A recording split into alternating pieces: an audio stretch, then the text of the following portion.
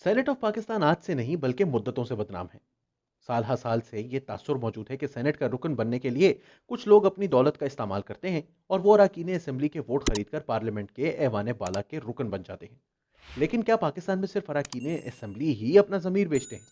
एहतसाब अदालत के एक जज अरशद मलिक को उनके ओहदे से क्यों हटाया गया? सिर्फ एक वीडियो फिल्म उनकी ही नहीं बल्कि उनके इदारे की बदनामी का भी बायस बनी। अगर हम अपनी तारीख पर नजर दौड़ाएं तो पता चलता है कि कई जजों ने अपने वक्त के हुक्मरानों की मर्जी के फैसले किए और रिटायरमेंट के बाद अहम ओहदे हासिल किए।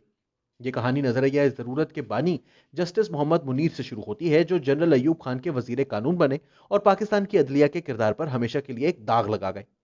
इस कहानी में जजों के अलावा कुछ सहाफ़ियों के भी नाम आते हैं, जो सहाफत को सीढ़ी बनाकर अहम सरकारी ओहदे हासिल कर लेते हैं और फिर अपने बॉस की बेजा खुशामद करके एक ऐसा लिफाफा बन जाते हैं जिसमें तमाम उम्र ज़मीर फरोशी के इल्ज़ामात जमा होते रहते हैं।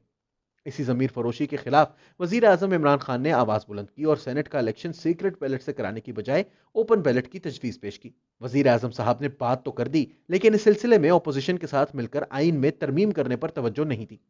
इखलाकी बरतरी साबित करने के लिए आइन में तरमीम का बिल पार्लियामान में पेश कर दिया, लेकिन दूसरी तरफ अपोजिशन के साथ कशीदगी कम करने की कोई कोशिश ना की गई। हुकूमत ने पार्लियामेंट की जिम्मेदारी अदलिया के गले में डालने की कोशिश की। एक तरफ आइन की दफा 186 के तहत सुप्रीम कोर्ट में रेफरेंस दायर कर दिया और पूछा कि सेनेट का इलेक्शन सीक्रेट बैलेट से कराया जाए या ओपन बैलेट से। दूसरी तरफ अदालती फैसले का इंतजार किए बगैर ही एक सदारती ऑर्डिनेंस भी जारी कर दिया गया। इस हंगामे में सेनेट का इलेक्शन सर पर आन पहुंचा तो वजीर आजम ने इल्जाम लगा दिया कि बलूचिस्तान में सेनेट की रुकनीत का रेट 70 करोड़ रुपए तक पहुंच गया है। इस दौरान तहरीक इंसाफ ने सेनेट के लिए अपने उम्मीदवारों का ऐलान कर दिया। पंजाब के सिवा बाकी तीनों सूबों में तहरीक इंसाफ के उम्मीदवारों पर पार्टी के अंदर से एतराजात सामने आए। सबसे ज्यादा एतराज अब्दुल कादिर साहब पर किया गया, जिन्हें बलूचिस्तान से तहरीक इंसाफ का टिकट मिला था। तहरीक इंसाफ वालों ने खुद इल्जाम लगा दिया कि अब्दुल कादिर की वाहिद काबिलियत उनकी दौलत है। एतराजात इतने शदीद थे कि इमरान खान ने फौरन ही ये टिकट अब्दुल कादिर से वापस ले लिया। एक टीवी प्रोग्राम में अब्दुल कादिर ने कहा कि इमरान खान मेरे लीडर हैं, उनका हुक्म सर आंखों पर। अगले ही दिन वो आजाद हैसियत में उम्मीदवार बन गए। इलेक्शन से 4 दिन कबल बलूचिस्तान असेंबली में तहरीक इंसाफ के अरकान को इस्लामाबाद से कहा गया कि आपने अब्दुल कादिर को वोट डालना है।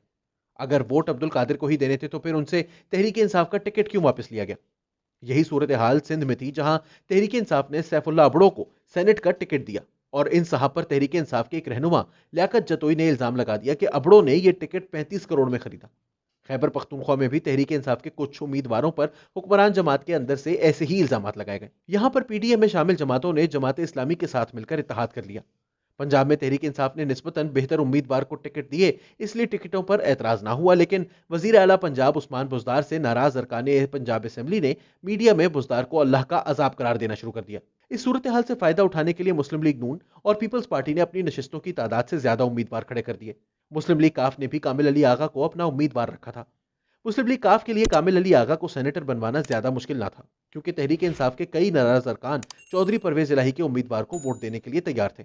शायद यही वजह थी कि तहरीक इंसाफ ने कामिल अली आगा को दोनों जमातों का मुश्तरका उम्मीदवार बना दिया। कामिल अली आगा अब महफूज हो चुके थे, लेकिन मुस्लिम लीग नून के एक उम्मीदवार सैफुल मलूक खोखर ने कुछ उम्मीदवारों को गैर महफूज कर दिया। गड़बड़ इतनी बढ़ गई कि चौधरी परवेज इलाही ने पाकिस्तान के सबसे बड़े सूबे में हुकूमत और अपोजिशन के सब उम्मीदवारों को बिला मुकाबला मुंतखब कराने की तजवीज़ पेश की। इस तजवीज़ पर अमल दरामद के लिए जरूरी था कि मुस्लिम लीग नून और पीपल्स पार्टी अपने उम्मीदवार दस्तबरदार कराएं। चौधरी साहब ने दोनों अपोजिशन जमातों से राब्ता कायम किया। बहुत बहस हुई, शिकवे शिकायतें हुई। पीपल्स पार्टी मान गई, लेकिन मरियम नवाज नहीं मानती थी। मुझे मरियम नवाज ने खुद बताया कि मैं अपनी पार्टी के उम्मीदवारों को दस्तबरदार कराने के सख्त खिलाफ थी, लेकिन जब पार्टी के सीनियर लोगों ने इसरार किया तो मैंने उनकी बात मान ली। मुस्लिम लीग नून के इन सीनियर लोगों के साथ तहरीक इंसाफ का कोई राब्ता नहीं था। अगर कोई राब्ता था तो वो चौधरी परवेज इलाही का था। यही वजह थी कि जैसे ही पंजाब में सेनेट के तमाम उम्मीदवारों के बिला मुकाबला मुंतखब होने का ऐलान हुआ तो मुस्लिम लीग नून के 9 मुंतखब सेनेटर आजम नजीर तारड़ ने इसका क्रेडिट चौधरी साहब को दिया और तहरीक इंसाफ के सेनेटर वलीद इकबाल ने भी इसका क्रेडिट चौधरी साहब को दिया। चौधरी साहब को मिलने वाला ये क्रेडिट वजीर आला उस्मान बुजदार को एक आंख न भाया। उन्होंने ये क्रेडिट अपने नाम लगवाने के लिए बड़े जतन किए, बात ना बनी। फिर एक कॉलम लिखा गया जिसमें कहा गया कि वलीद इकबाल का ये कहना कि पंजाब में बिला मुकाबला सेनेटर्स मुंतखब होने का क्रेडिट परवेज इलाही को जानता है, कतन दुरुस्त नहीं। ये क्रेडिट वजीर आला पंजाब उस्मान बुजदार का है। मैंने ये कॉलम नहीं पढ़ा था। लाहौर से एक दोस्त ने फोन करके तवज्जो दिलाई, ये कॉलम पढ़िए, इसमें कुछ अल्फाज आपसे भी मंसूब है। कॉलम पढ़कर मैंने चौधरी परवेज इलाही से बात की तो वो हंसने लगे। انہوں نے کہا کہ جب تحریک انصاف کے ارکان پنجاب اسمبلی نے وزیر اعلیٰ سے ملنے سے انکار شروع کیا تو وزیر اعلیٰ کے پرنسپل سیکرٹری نے مجھے بار بار فون کیا اور کہا کہ آپ کچھ کریں۔ چودھری صاحب نے پوچھا کہ یہ کالم کس نے لکھا ہے؟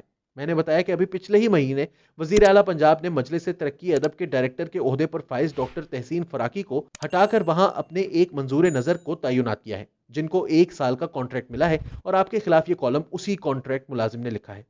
چودھری صاحب پھر ہنسنے لگے۔ کہاں اردو، فارسی، عربی اور انگریزی زبانوں پر عبور رکھنے والے ماہر اقبالیات ڈاکٹر تحسین فراقی اور کہاں بزدار صاحب کے مداثرہ۔